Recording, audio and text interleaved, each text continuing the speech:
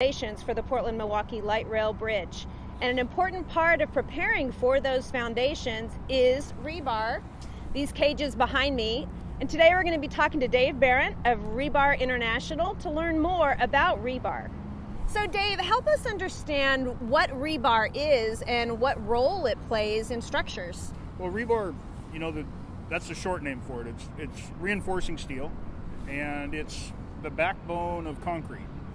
And you place the reinforcing steel inside the concrete, and it allows for some give to the concrete without the concrete coming apart and being brittle. Concrete without rebar, it would break like an old dry cookie. You just break it apart. Right. So with the reinforcing steel inside the concrete, it allows the concrete to give and stay structurally sound. So how is the rebar made, and where is it made?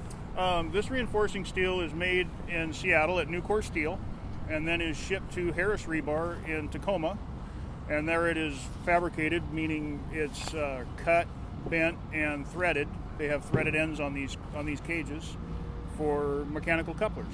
Great. So these cages are huge. Tell me a little bit about them in terms of their size and makeup. This is the cage for T3 and T4, which will be out on the water. So Dave, when you say T3 and T4, T3 is Tower 3 on the west side of the river, and then T4 is the tower on the east side of the river. Correct. Okay, great. Thanks. Correct. There's 6 shafts per footing, per tower. You have 2 towers coming out of a foundation. These are 9'10" diameter concrete structures. The rebar cage has 6 inches clearance all around for concrete to consolidate around the outside. So the cage itself is 8'10".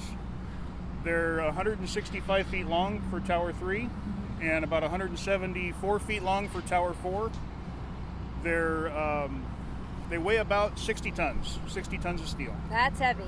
It's comprised of number 18 bar, which is 18/8 or 2.5 inches in diameter, and the bars weigh about 13 pounds per foot.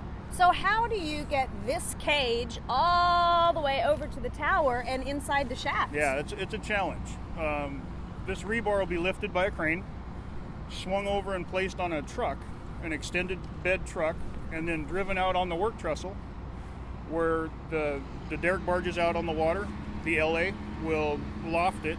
We'll put multiple cranes on it with multiple hooks to pick it up flat and then erect it in a vertical position. Interesting. Well, these cages are going to play a really important role in the foundation of this bridge. That's what holds it to the ground. That's great. What keeps it grounded. So thanks for your time, Dave. That is really interesting, and I guess this is only the beginning, right? You're here till June of 2014. That's right. And continuing to put rebar all the way up this structure. All the way up. That's great. Thanks a lot. You're very welcome. That's all we have time for today on BridgeView, but join us next time.